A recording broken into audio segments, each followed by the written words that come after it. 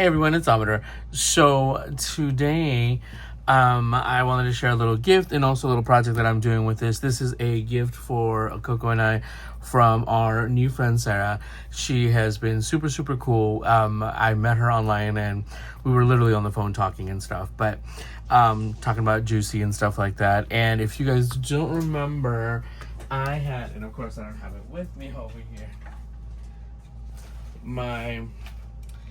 I had a Chihuahua in the past. Her name was Fifi, and she was totally spoiled with Juicy and stuff like that. And there's still Juicy Couture is still around. It's just not in the same quality as it used to be since they got sold to Liz Claiborne. This is just a project that I made with the boulder bag design and everything, just to show off her picture. But anyhow, I believe that subconsciously that is why I ended up getting we actually ended up getting a Scottie because it's on their logo and whatnot. So she was kind enough to send us this little album, which I didn't have, and I'm like, this is super cute because now that I have a Scottie, I've been trying to collect several of the things that I didn't get to collect or I wasn't able to buy back then, and to have them because we have a Scottie now. So she was kind enough to send us a charm box with some amazing charms, and this one is the little, I left it open, but my fat fingers, is the little Juicy bag that opens up and it has a Scottie in it. So super cute. I'm still trying to find a decent looking pink one, of the little pink shopping bag that has a Scottie on the top. So anyhow, she sent this, which is just gorgeous. She was too kind, too generous. Again, if you're watching this, Sarah, thank you so much. I appreciate it. It was an unexpected friendship out of like literally the blue. And also she sent this heart for Coco's collar. So this is this gorgeous rhinestone little heart. So I went and grabbed some of her collars. So this is I was gonna put it on this one, the one that she was wearing more recently. This is the Coach one, but it has charms and I don't want them to get in the way. These are from Dooney and Burke. Now I will say, if you guys do end up buying your collars from Dooney and Burke, these are just brass. So after a while, the buckles will fade and it's just brass underneath. So I have this jump ring on here. I need to get some gold jump rings, that way it just matches with, if I can operate a lobster clasp. All right, so, and it's the other way. Okay, let's see. Obviously I wasn't prepared. Here we go. So it will look like this. Let me put this over here on her little collar with her charms. And we have the little charm with her name on it and stuff like that we just clip on several of them because I like to buy her collars, obviously, as you can see. But this is what it'll look like. So I absolutely love it. But I think I need heavyweight gold jump rings so it just coordinates more with the actual charm. It's just that I have the metal ones, the silver ones, because that matches it matched the metal on the collar. So there it is. Thank you. She is gonna look cute as all heck. I'll get a picture over to you, Sarah, just to show you because that's just too cute. Anyhow, so this one is gonna go on my stuff just because it is too adorable, and actually it inspired me for a project. But anyhow, she also sent this really cute album, and it holds 4x6 pictures, and this is the inside. This is original Juicy, so I think that is super, super cute. And like I said, the new stuff doesn't have the quality nor the kind of design and stuff like that as the previous ones. So I went ahead and had a bunch of, I just went through my laptop and had a bunch of pictures printed up at Walgreens of Coco. Now keep in mind, if you have a Scottish Terrier, those things do not sit still for jack, okay? So ironically, I had some toys that I had put away from Fifi when she passed, and this was the little Juicy rubber toy, so I felt this would be so appropriate. This is her at shopping. We took her shopping for her birthday. She has to pick whatever she wants at the store, one of the locals dog treat stores. This is when she graduated from her first training class. Yeah, I know. I'm crazy. This is her at Easter. Yes, we do that. Her little Carhartt sweater.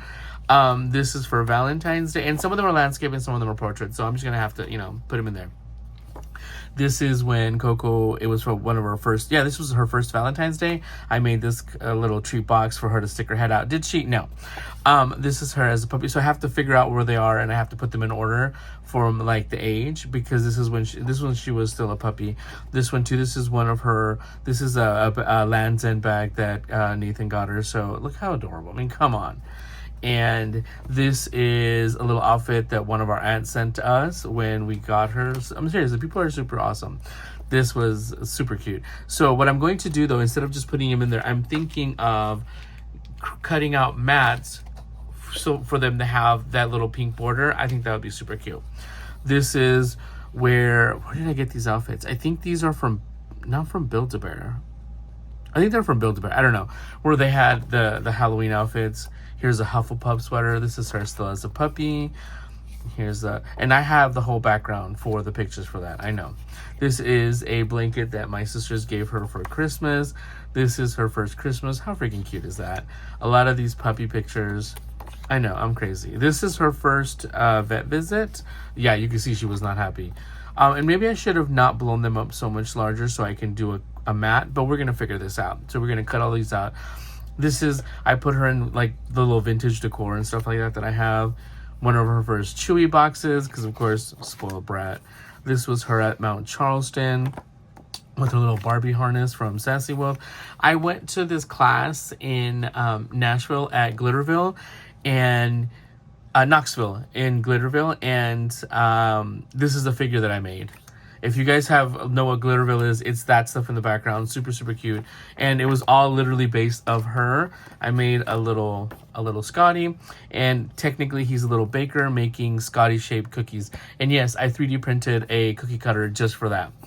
Here is her at her daycare when we went for Thanksgiving. We were in Michigan, and at her daycare, they had... doing Christmas shoots, and they're like, do you want Christmas? We're like, absolutely yes. Here's her at her first pup cup. I just like the way the sun came in. This is her with the little Barbie, little blanket and whatever. This is Dolly Parton has a dog collection, a pet collection, so this is actually one of the shirts from the Dolly Parton collection. This is when she was a puppy. I would buy her so many little outfits, but she's much bigger now, so I have to figure out how we're going to. This ironically is actually a Mexico jacket that I bought for Fifi, but I ended up finding it in the closet later on, and I just kept it, and it fit her for like a day, this is like the first day she came home, and just for kicks and giggles, I was just putting outfits on it. Okay, now that you've listened to me babble, let's go ahead and actually do the work for this album. I pulled several of the pinks that I had available for the cardstock, and I decided on this one because it was a little bit lighter than the other one, and it went much better with the cover. So I decided to start cutting the mats at 4x6, but then I realized that the 1/6 inch length was just a little too snug for it, and I knew it would be too snug with 2 pictures in it. As you can see right here, I'm trying to insert it into the slot. So I just go ahead and I cut off another 1/8 of the cardstock. So it is actually, the mats are cut at 4 inches and 5 7/8. That way they fit perfectly into the sleeve. And I'm able to get them all in there with the 2 photos, one on each side. So with that being said, I go ahead and I just crop all of the photos to 3 3/4 by 5 6/8, something like that. Anyway, 5 7/8, I think it is. And that way I have a nice little border around all of them. Here are the scraps from all of the pictures. I cut them all. Now I'm just going to go ahead and attach them to the cardstock. I go ahead and use the Scotch Quick Dry because it is, what is that? I totally forgot about the term. But it's basically safe. It's archival safe. So That's the term. And I didn't want to use my ATG, which the glue that I have for that one as well is also archival safe, but it would add thickness to the cards. So here I am just doing a thin line around the edges, around all the edges and down the center. I used a little piece of paper strip just in case so I don't mess up or smudge up or get fingerprints all over the picture. But here's the first test run and it is good. So this has the first two pictures. Now I'm going to go ahead and just, I glued them all. I'm sure you didn't want to sit here and watch me glue all of that. Made no sense to. I glued them all each on each side, so now I'm just placing them in the album. Now, some of them are landscape and some of them are portrait, so I always place the photos in the way that if it's portrait, great, that's going to go. But if it's landscape, I want it to stand up as you would traditionally just move the album up or down kind of thing, like a gate. And they fit all perfectly. It was all ready to go. I absolutely love this. Again, Sarah, thank you so much. This is going to be on my shelf. It's more than a keepsake. It's a beautiful, wonderful gift. But I have all of them here, and then I'm making sure, I think this one, yeah. So this one, the way it was placed, you see how I wanted it to be the landscape, and that when you open it, the portrait was on the other way. The way I had it at first, it would have been upside down. But they all came out perfectly. I loved it. And if anything, when I cut the pictures, I had printed the pictures at Walgreens 4 to 6, and they worked perfectly even if I had to cut them down. In retrospect, I should have just printed them as they were because I cropped every single picture, not thinking that I was going to put a mat on it. But things always change, right? So then here I realized, oh yeah, the last one kind of looks empty. So I go back through the pictures, I pick out the one that I wanted, and I went ahead and used the Christmas one just because I just thought it was adorable. I have so many of them, and I wanted it to basically end on a landscape picture. So I'm like, okay. So I went and grabbed my cutter again, grabbed another piece of cardstock, and cut it down again. Like I said, it's one of those things where you think you're done with your project, but it turns out you are not. And then you want to add something else to it. But it was quickly done, super duper easy, and I was able to get that done as well. Just the last part, you don't see just the little plastic, the plastic inserts, so because you have the space to actually put in a full picture. And again, I'm just a slim bead around all the borders and down in the center. And then, of course, we're just going to get it on the mat right in the center and get it to go. I let this sit aside for a minute just because I don't know if I mentioned it. I usually when I mat photos, I will usually let it sit for a minute just so the moisture from the glue isn't trapped within the sleeve, depending on how thick the sleeve is or tight the sleeve is. But here it is. Absolutely turned out great.